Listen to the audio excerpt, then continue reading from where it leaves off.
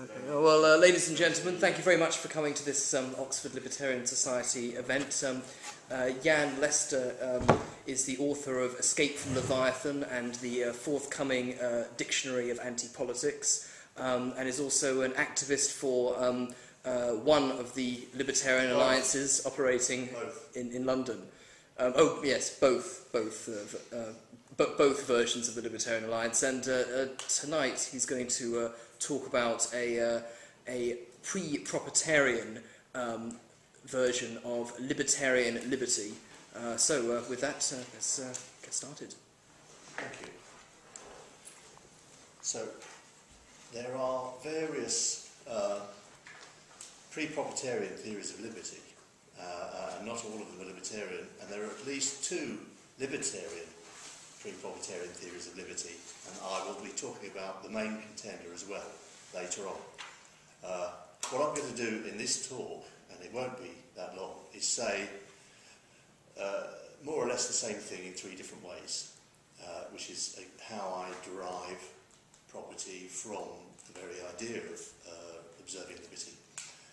Firstly, with an extract from Escape from Leviathan, then some entries from my dictionary where I say some extra things and make the whole idea a bit more precise, and then finally a very brief extract from my philosophical dialogue, the philosophical Genie, where I discuss the two competing libertarian conceptions of pre-propertarian liberty. So, first, libertarian self-ownership and property derived non-morally in a state of nature. We have both been washed ashore on an unowned island of frugal resources. I assume that nothing is yet owned, including ourselves. I then assume that liberty is to be observed, that is, not infringed. Now, to withhold a benefit or good to which one has given rise without thereby imposing on others or agreeing to give it to them makes others no worse off. It cannot therefore impose a cost, except in the insignificant and reciprocal sense of using any resources that the other person might otherwise have used. And the benefit or good that one first and most directly gives rise to, merely by existing, is one's own body. So to decline that body to be used by others is merely to withhold a benefit. By contrast, to use another's body against his wishes clearly imposes a cost on him. Therefore, the control of one's body, or self-ownership, immediately follows if liberty is to be observed. Assume I am a complete misanthrope. I might dislike the idea of sharing the island. I want you as far away as possible. You dislike me for disliking you, and so would prefer to be alone as well. Each finds the other to be an imposed cost. But if we are to respect each other's liberty as far as possible, we shall simply attempt to keep out of each other's way. There is only one natural water supply on the island. If neither of us likes having to share it, then each of us is less free as a result of the other's existence. Each imposes a cost on the other. But for either of us, forcibly to deny the other use of such water would constitute a much greater imposed cost on the other, forcing him to die of thirst. But suppose, instead of being already available, the water had been produced by the digging of a well, then whoever created the well could find the use of it without his permission to be a cost to him. He was not thereby causing a cost to anybody else, provided that the other person had other places where he could dig a well at least as easily.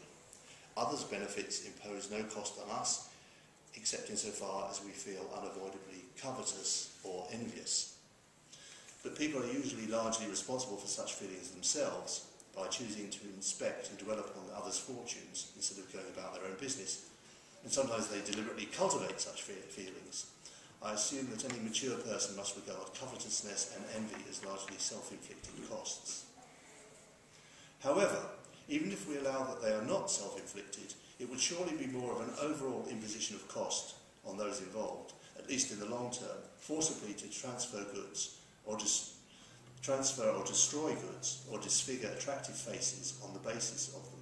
Such actions would, as in the libertarian utility monsters criticism, which I've discussed elsewhere, impose more costs all round, and even create the conditions for the genetic evolution of ever more of the unchosen destructive feelings.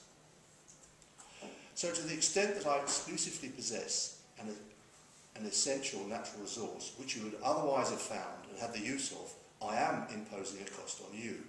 You are worse off than you would have been thanks to me alone, and you did not agree to the change. That is to say, I'm curtailing your liberty. But when other wells are equally possible, not harder to locate or inconveniently situated and so on, then even if you lack the wit or the strength to dig your own well, you would be lessening my liberty, imposing a cost on me, if you were, against my wishes, to use the well I have dug. I do not impose the cost on you merely by creating the well and denying you access.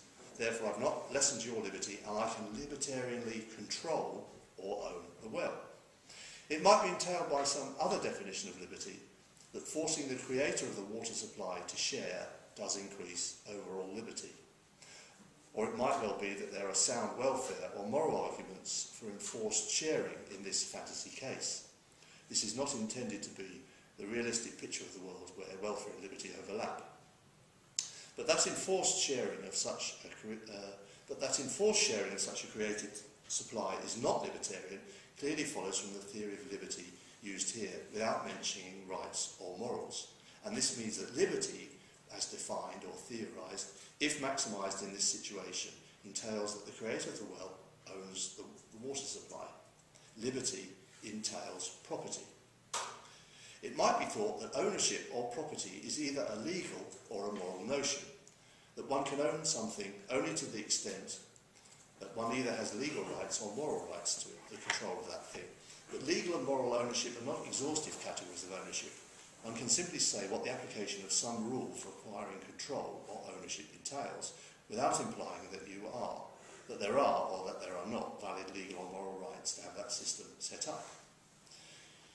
If there is to be liberty as defined in this situation, then the creator of the well simply owns the water, in the sense that it logically follows that he shall have direct control of it, or liberty would not be existing as supposed. It might help to set out important parts of the above general argument more simply. Now, you might think I'm sort of labouring a point here, but I've had a lot of problems making this convincing to various people, including a supervisor I once had, and I was forced to go on at such lengths before he decided that I had adequately made a case. Anyway, 1. Interpersonal liberty exists to the extent that people do not impose costs on each other. 2. I make object X without imposing a cost on you. 3. If I deny you the use of X, I merely deny you a benefit. 4. If you use X against my wishes, you impose a cost on me. 5. If liberty exists, then you do not use X against my wishes. 6. What you do not use against my wishes, I have control over. 7. What I have control over, I own in a de facto sense. 8. If liberty exists, then I own X. Therefore, the mere existence of interpersonal liberty in appropriate circumstances, without the need to invoke law or morality or any kind of agreement, entails the existence of libertarian private property. From this, we can see an important sense in which liberty can be said to internalise externalities. In economics, an externality is said to occur where, within any given system of property, the costs or benefits to which any person's property gives rise spill over to affect other people's property. This means either that some property owners can cause unagreed costs to other property owners, or that some property owners cannot withhold some benefits they cause from other property owners. Such externalities are generally seen as undermining economic efficiency. That is, they create waste. Externalities are said to be internalised if this spillover can be prevented. However, as we have seen, it is possible to take a pre-propertarian approach to externalities such that only those initial property rights will be allowed which minimise spillover costs and benefits occurring among persons as such. Prima facie, this will be even more economically efficient than the general concept of internalising externalities with respect to some arbitrary property system. Thus, libertarianism, as defined, necessarily implies internalising externalities as far as this is practical, namely the costs and benefits to which persons give rise. Note that the absence of such internalising of externalities tends to occur when no one has any private property rights with respect to some potential resource. This means no one has personal incentive to produce, conserve or develop it because others can simply take the benefits. On the contrary, everyone has an incentive destructively to consume it before others do the same.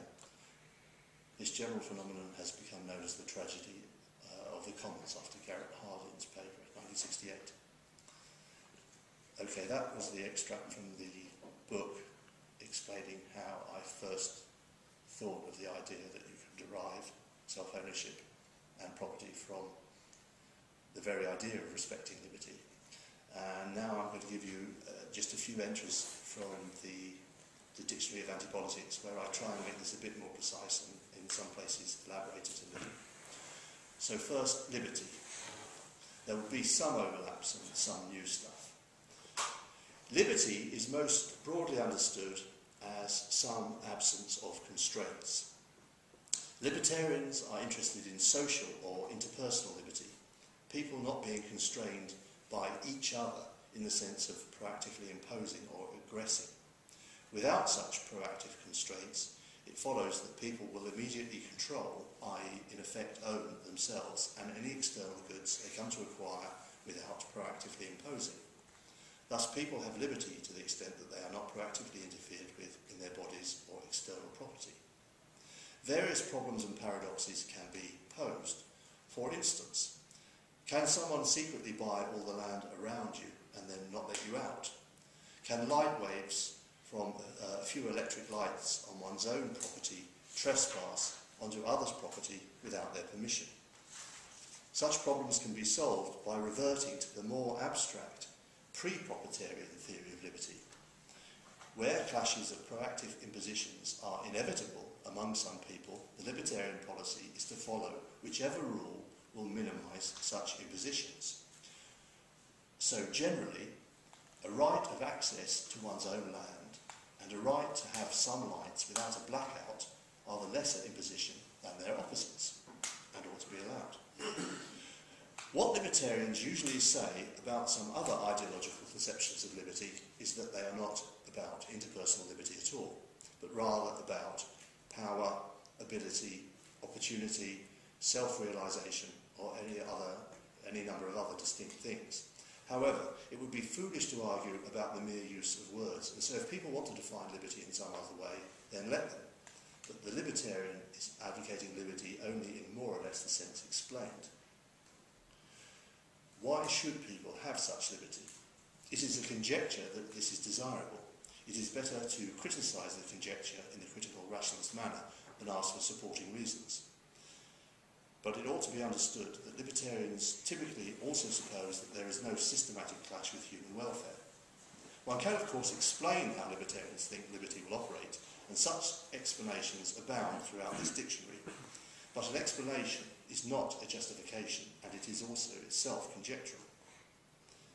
Most libertarians are benighted justificationists, like most people, and so they attempt to offer epistemological support for libertarianism by reference to a priorist Austrian economics, autonomy, contractarianism, natural rights, utilitarianism, or whatever happens to be the latest justificationist fashion.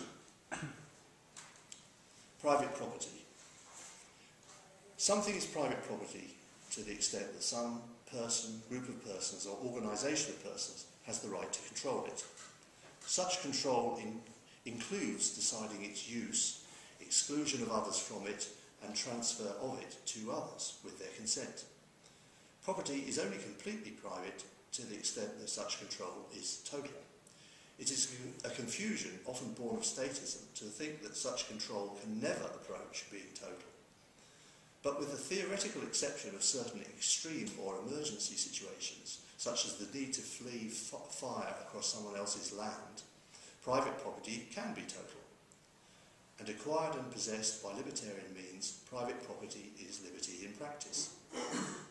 Unfortunately, the state is responsible for undermining just such private property to a considerable degree, both in terms of seizing it for itself and issuing proactively imposing edicts, posing as law. Proactive impositions. Any disvalued effect on other persons and their legitimate property that someone initiates, i.e. the effect is not a proportional reaction to something that someone else did first, can be said to be a proactive imposition on those others. This expression enables us to theorise social or interpersonal liberty as the absence of proactive impositions. And where clashes are unavoidable, it is libertarian to minimise proactive impositions. It can be useful to view this formulation of liberty in two related ways.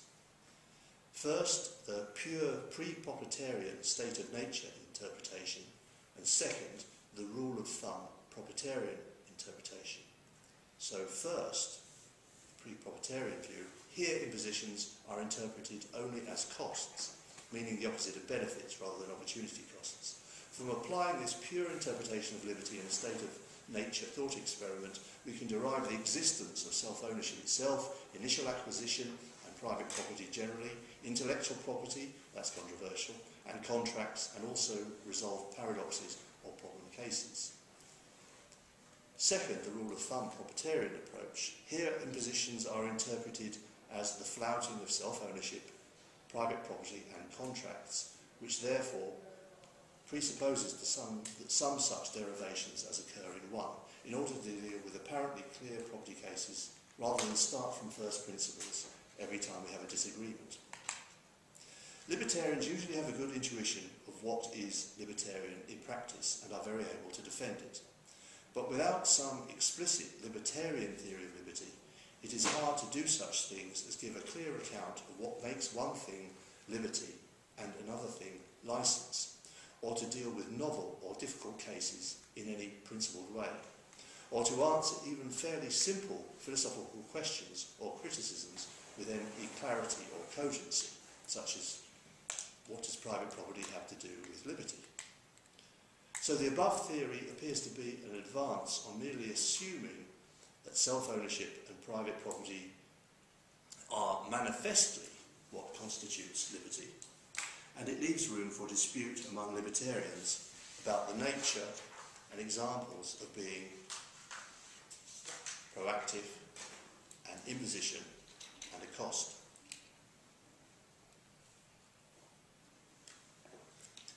License. Where license is contrasted with liberty, then they are meant as opposites. If liberty is not having one's personal property proactively imposed on, then license is when one proactively imposes on the personal property of others. Modern liberals are often advocate license in various egalitarian and authoritarian ways. They would be better known as licensists. License is a clearer antonym for liberty than is coercion. Coercion. The clear English meaning of coercion is the actual or threatened, possibly even in bluff, use of physical force against a person to constrain his actions. Thus, coercion could be used either legitimately or illegitimately to restrain a would-be criminal or to impose some crime on a person. Boxing has coercion with full consent and no crime involved. Both libertarians and statists occasionally tendentiously abuse this straightforward English usage. Libertarians sometimes describe all and only unlibertarian activities as simply coercion, though it should be clear that there need be no threat of force against a person where there is theft or fraud, and that legitimate initiated coercion is not an oxymoron. Statists sometimes describe any threat or even offer they feel to be immoral as coercion, though it is even clearer that merely to threaten to withhold a benefit, such as a job, need not involve any physical force. If libertarians want a general word for all that must be unlibertarian, then unlibertarian itself cannot be wrong, or possibly illiberal, though this is confusable with the homonyms meaning ungenerous or not being liberal in the American political sense. However, aggression is also a useful contender, and so is trespass, but perhaps license is best. None of these save us from the philosophically difficult task of explaining exactly what is libertarian and what is liberty. The harm principle. Though often suggested, and even by libertarians, that something harms other people is a completely hopeless criterion for deciding what should be disallowed. Voluntary risk of harm is part of liberty and inevitable, even for health obsessives. A better criterion of what should be disallowed is what proactively imposes on persons, normal adults at least, even if it does the imposed on person some objective good. Self-ownership. Socialists sometimes deny that ownership of private property applies to the self as an embodied person, but they do generally allow that people have the right to control the use of their bodies. However, as property just is the right to control the use of something, it follows that people do own themselves. Libertarians usually should suggest that self-ownership is the fundamental libertarian principle from which all other rights and principles follow. But liberty itself, i.e. the liberty of persons with respect to each other, can be taken as fundamental. With the conception of liberty or libertarianism as the absence or minimisation of proactively imposed costs on people by people, we can derive self-ownership as usually, but not necessarily, entailed.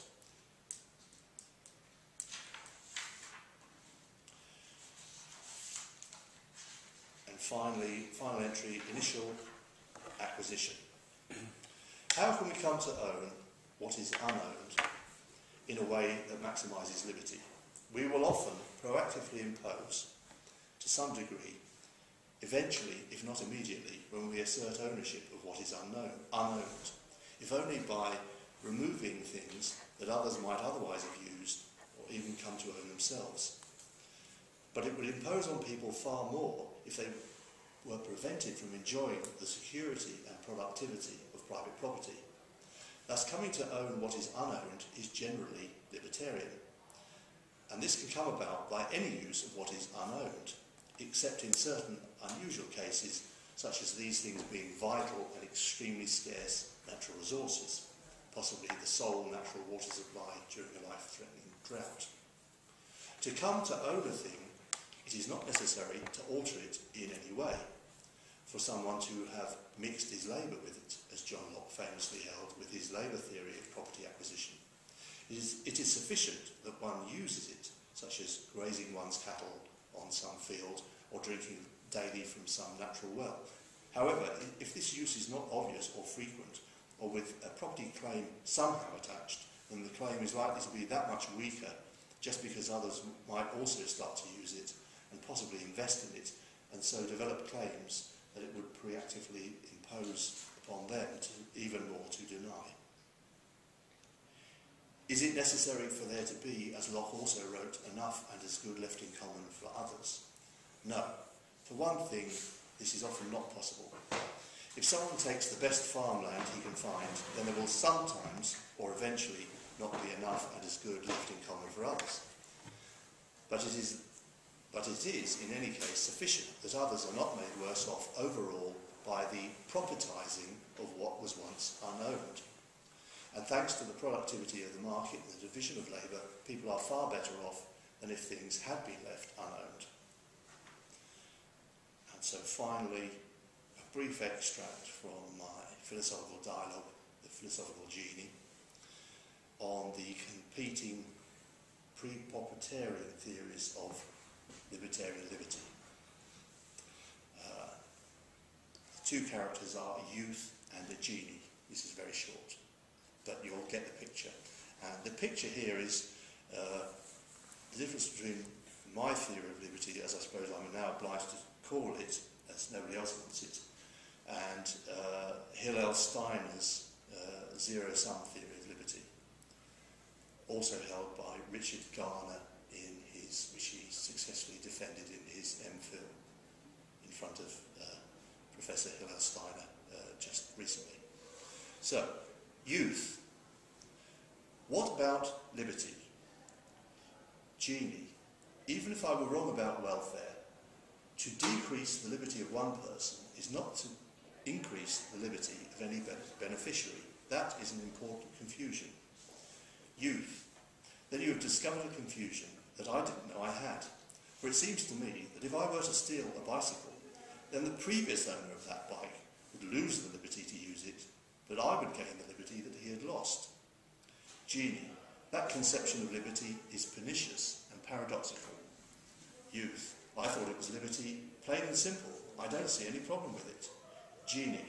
It is the zero-sum conception of human liberty. It has implications that are intuitively unacceptable and so can be used as criticisms of itself. In that loose sense, it is paradoxical. Youth. What is the strong sense of paradoxical? Genie. Something that is inherently inconsistent. We can derive a contradiction from it. Youth. So what are the undesirable implications of zero-sum theory? Genie. I can list 4 main ones. Youth. Please do. Genie. 1. Such liberty cannot be maximised for all. It can only be competed over or shared in some way. 2. Competing over liberty does not sound desirable, but is even equality of such liberty much better. What exactly does it mean? Why is it desirable? Does it require continual political intervention to enforce the equality? 3. In any case, it follows that the standard for what types of liberty matter, liberty to do this, but not liberty to do that, must be something other than liberty. But many people think that a conception of liberty itself should be the standard of what is allowable. And 4, this view means that we have to balance the alleged liberty of a thief or other aggressor against that of his victims.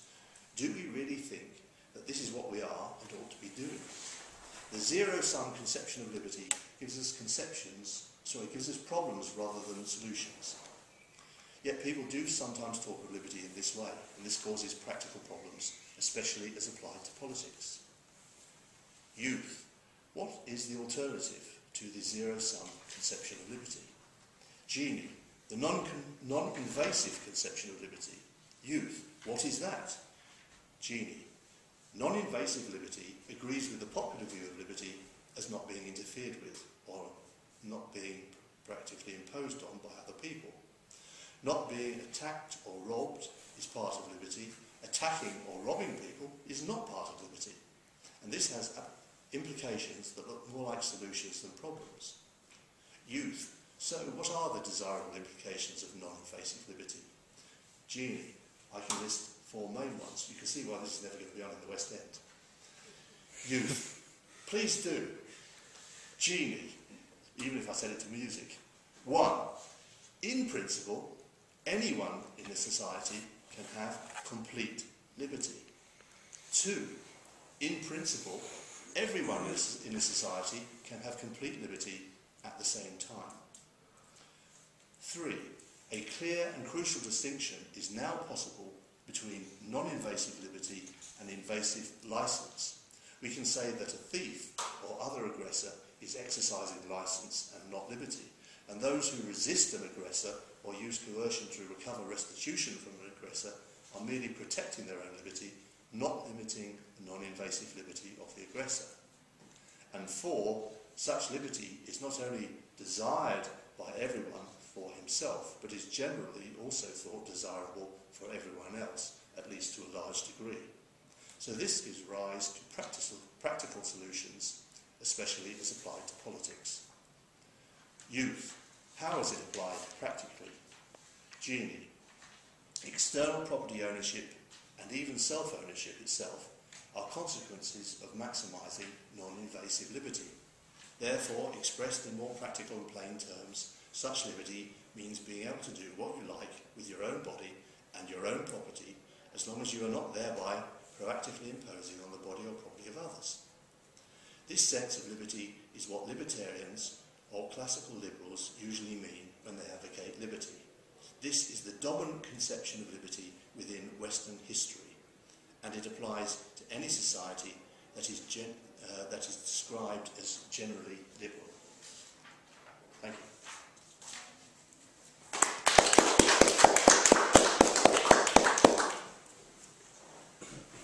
Questions?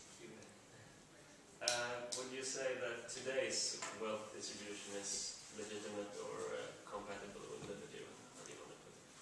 Or do you think we need to start over in no Sekian way?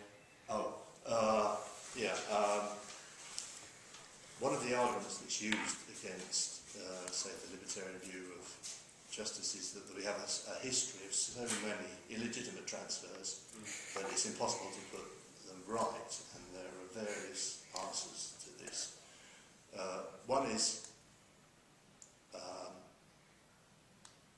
a lot of these things, happened in the past, and they can't be righted, and that's that, and we just have to accept that fact. To the extent that you have to acquire what you do by legitimate means from a libertarian point of view, we're soon going to move away from any rectifications, but there will be, if anybody can prove in court that some rectification is due, then that's how it will have to be done.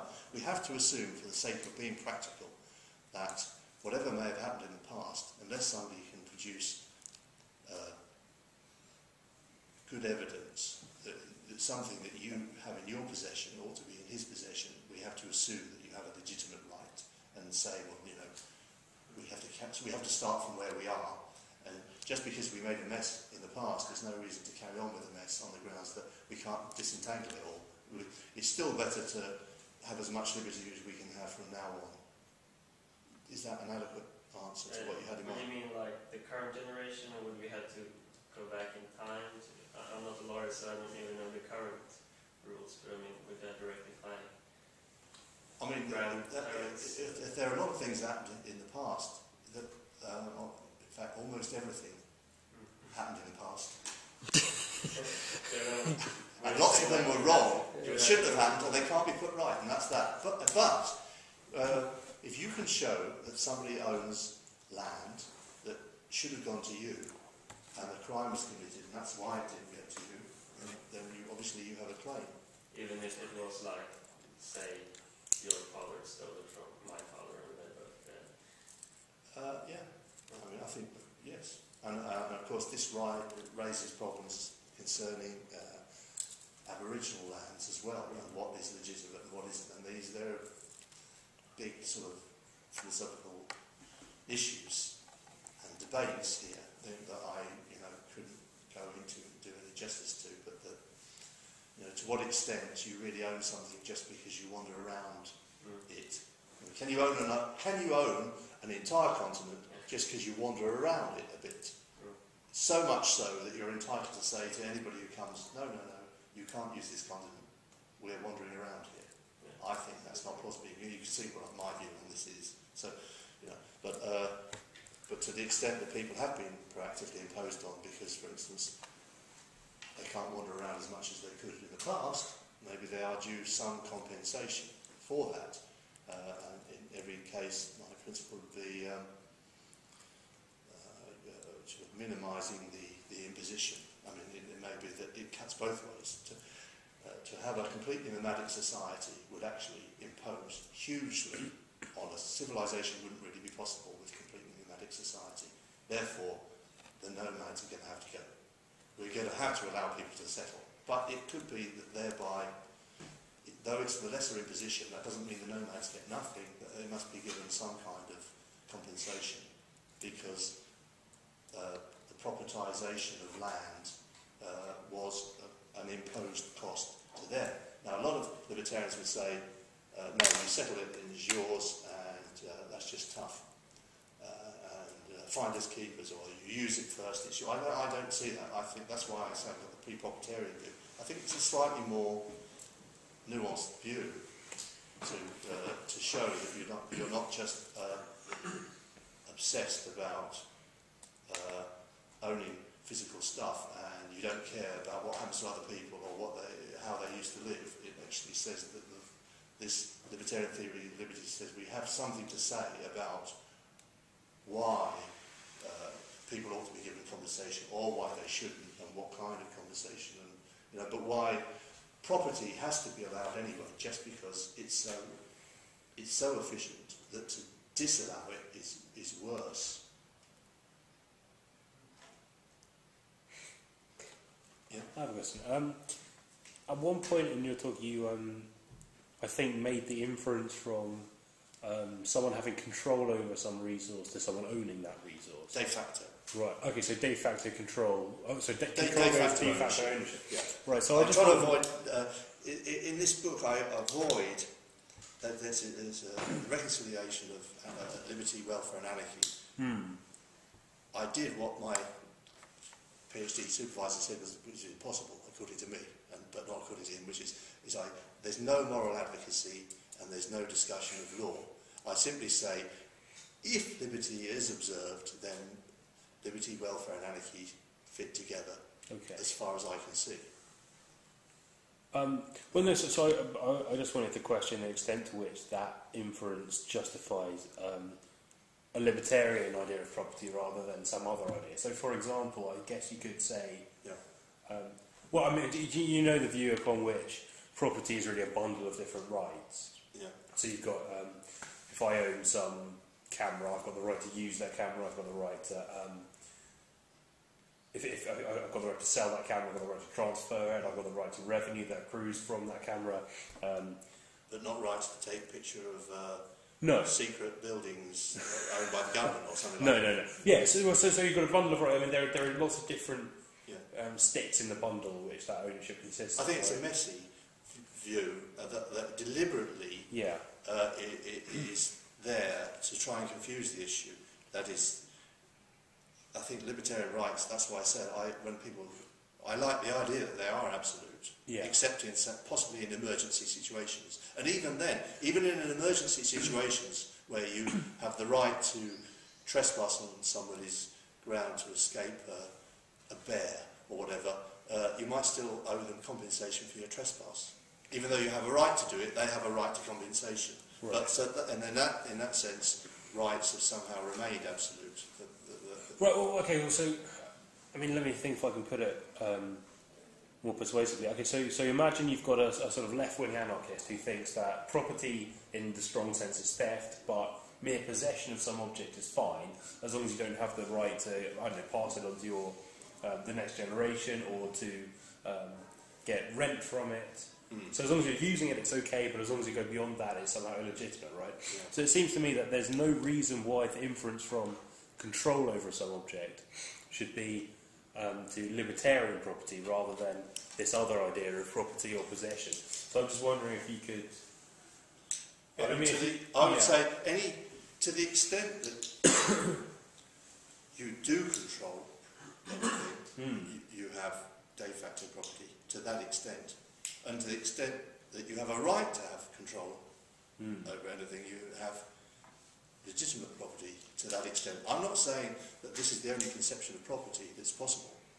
All I'm saying is that if we accept that there's a theory behind libertarianism implicitly, that liberty is the absence of proactive impositions on other people, by people on each other, then this form of private property falls out as a logical consequence, or logical and empirical in the sense that you assume certain initial conditions, then this person will own that and that person will. It's just as a consequence of that. I'm not saying that is the only possible conception of property you can have. There are any number of conceptions of properties. The two big advantages of this one is that it is the libertarian conception, I think. Implicitly what's behind what people are getting at when they say they like private property. They can see that it really does have something to do with liberty, but they often don't have the theory to explain what it is. But also,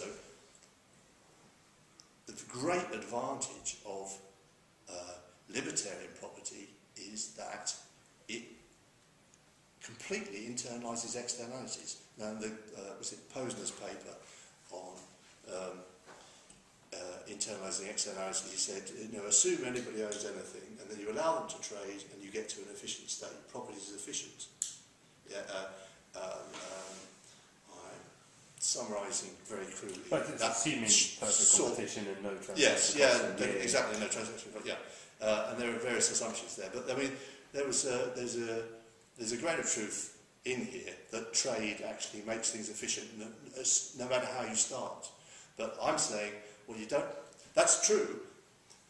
You can internalise all the externalities by allowing trade in just that way. But you can do better than that. You can start by only allowing people to have property rights that didn't impose on other people in the first place. So you can actually derive your property rights from the very idea of not allowing externalities, rather than assuming, and this is what some people find hard to accept as even makes conceptual sense. They say, no, you can only have externalities if you assume property. And then you can say, this person is interfering with that person's property. Well, I say, no, if you assume nobody knows anything, then you say, my theory of liberty is that we should proactively impose upon each other as little as possible. That's the theory of liberty. Then, now let's look to see what kind of property follows. And then you look and you see, well, obviously, if I do what I like with my body, I'm not imposing on you. If you want to shoot me, you are imposing on me, therefore I should be a self-owner. And it's similarly with everything else. It just falls out of the conception of liberty, these things. So they're not... some people, yes, might say, oh no, somehow you're sort of tacitly loading the dice in order to get the property results out. But I don't think I'm really doing that. I mean, I'm admitting that I'm a libertarian. I'm just saying, if you are a libertarian who believes in private property, there has to be a theory behind it from which the private property can be derived. Otherwise, you've simply got a theory of liberty behind it. Otherwise, you've simply got private property equals liberty. And I said, this is just... you can't convince anybody with the argument private property equals liberty. If you don't have a separate anterior theory of liberty, you cannot show what liberty has to do with private property. And I think you can have this separate anterior theory of liberty, but it doesn't necessarily follow, for instance, from my theory of liberty, that liberty is even necessarily efficient or moral or anything like that. I mean, I would have separate arguments for that. I mean, it's completely compatible with the libertarian conception of liberty that private property rights would be a disaster for human welfare for all kinds of reasons. And if it were, I might well become a left-wing anarchist myself if I believed that. If I believed, for instance, as left-wing anarchists do, libertarianism leads to all of the housing crashes and problems in the city and all of that, that's libertarianism for you. If I believe that, then I'd be a left-wing anarchist. It's only because I think that they don't understand that the degree to which politics actually caused all of this, that they are not my kind of libertarian. In a sense, we do agree on the fundamental idea of liberty. We just have empirical disagreements.